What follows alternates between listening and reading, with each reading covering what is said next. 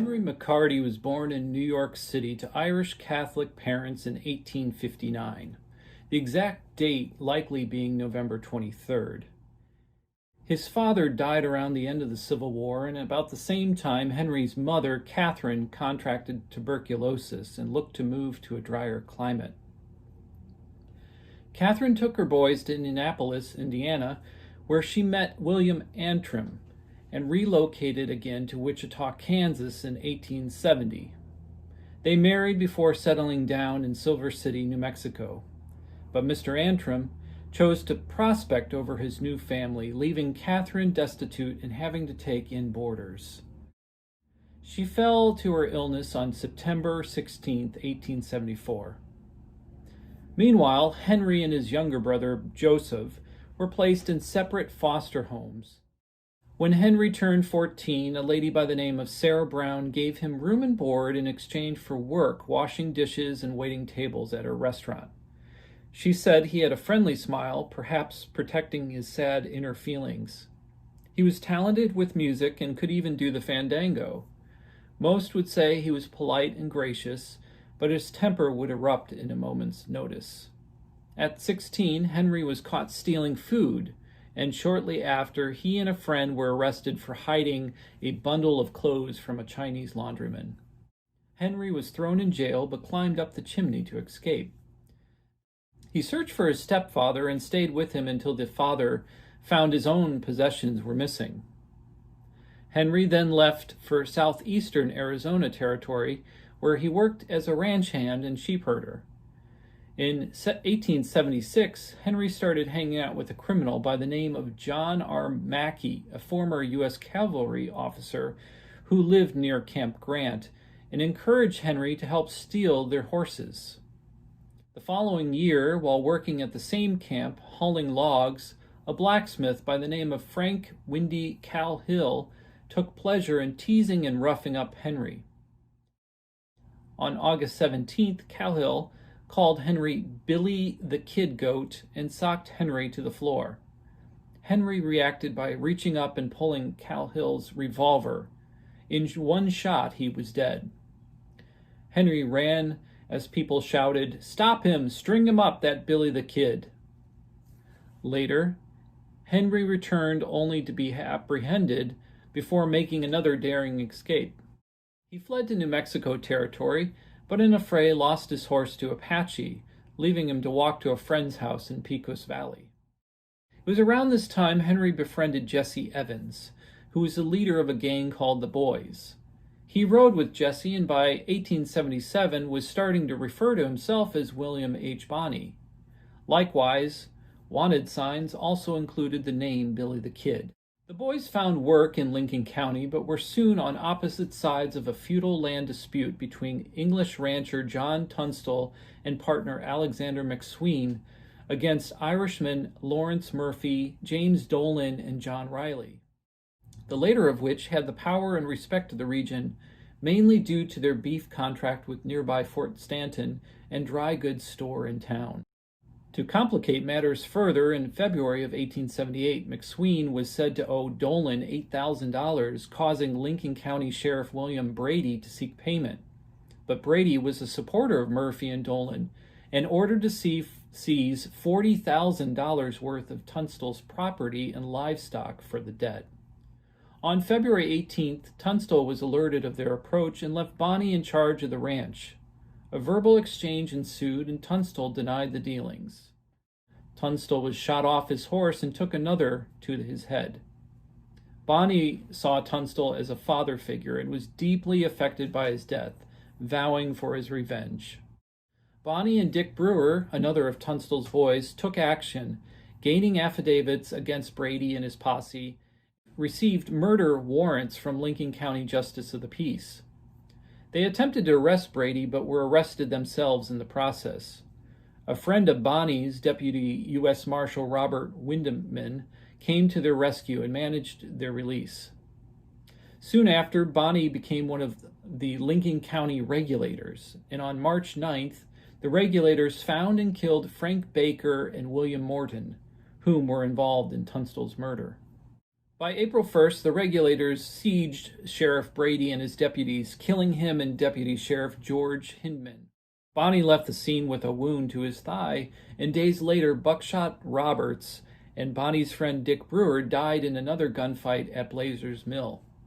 The shootings were now out of control, and warrants were issued for both sides, leaving Bonney and 2 others charged with killing the 3 men. McSween and the Regulators rode to Lincoln on July 14th, hiding out to battle it in the streets.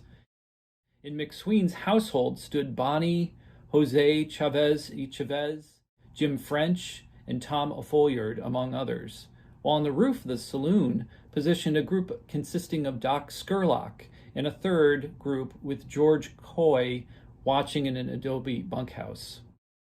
The new sheriff, George Pepin, sent in sharpshooters to try and pick off those atop of the saloon, but the sharpshooters were intercepted and one was gunned down.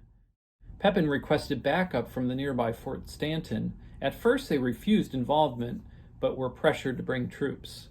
The next 3 days were quiet until McSween's house was set ablaze, and bullets were the response. Bonney and some of the men took flight in the dense smoke as McSween was shot dead by Robert Beckworth, whom Bonney then killed. Bonney spent the next months hiding out and stealing livestock to survive.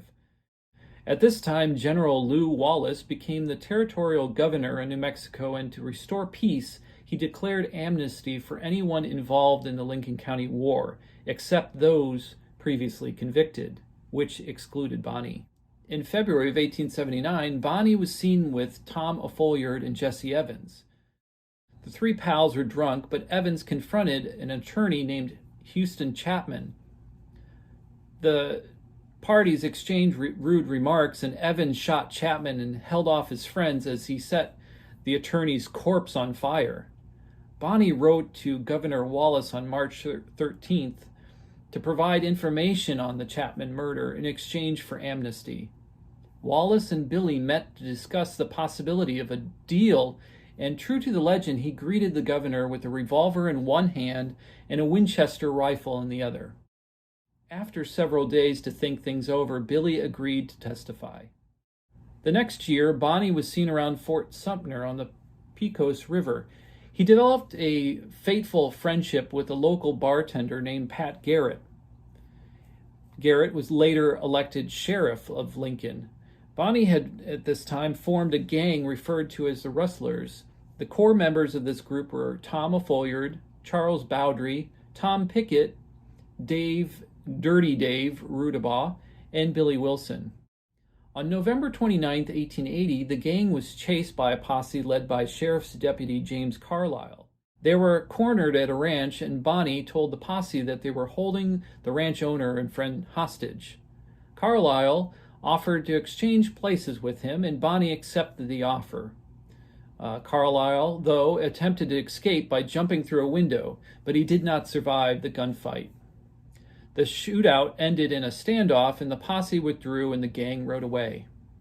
A few weeks later, Governor Wallace put a $500 reward on Bonney's head, and Pat Garrett began a relentless pursuit of the outlaw. Garrett set up many traps and ambushes, but it was not until the gang rode into Fort Sumter that Garrett found them. Garrett's men hid in an old post-hospital building as they ordered the outlaws to halt. Instead, shots belled out and killed O'Folliard as the outlaws escaped. Garrett's posse tracked down Bonney's gang surrounding their hideout in Stinking Springs. Inside, Bonney, Bowdre, Rudabaugh, Pickett, and Wilson made plans when Bowdre passed before an open window. A bullet in the chest took him down as a siege ensued until the next day when Rudabaugh finally waved a white flag. They surrendered on December 23rd and were taken to Las Vegas, New Mexico. When they arrived, they were met by crowds of curious onlookers, and one asked Bonney of his dismal position, to which he replied, "What's the use of looking on the gloomy side of everything? The laugh's on me this time."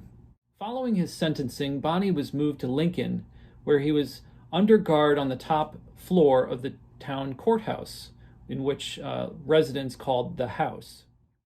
Nightfall turned on April 28th when Garrett was in White Oaks collecting taxes. Deputy Bob Olinger had to take a handful of prisoners to eat across the street, leaving James Bell, another deputy, alone with Bonney. Although Bonney was 2 steps ahead and insisted he had to use the outhouse, they returned to jail, and Bonney, who was walking up the stairs ahead of Bell, suddenly hid around a corner blind spot and slipped out of his handcuffs. In shock, Bell was beaten with the loose end of the cuffs and lost his revolver to Bonney, a fatal mistake. Bonney then, with his legs still shackled, broke into Garrett's office and took a loaded shotgun to the window. Olinger came rushing back, but Bonney had him in his sights and called out from above, "Hello, Bob!" Or as another account claims, "Look up, old boy, and see what you get." Olinger looked up and was blasted in a second. Almost 3 months after his escape, Garrett was responding to rumors that Bonney was seen in Fort Sumter. On July 14th, with 2 deputies on watch, Garrett interviewed resident Pete Maxwell, a friend of Bonney's. They talked for many hours, and around midnight the pair sat in Maxwell's darkened bedroom. Bonney unexpectedly entered, and only hearing Garrett in the poor lighting, politely asked, "Quinez," which was Spanish for "who is it?"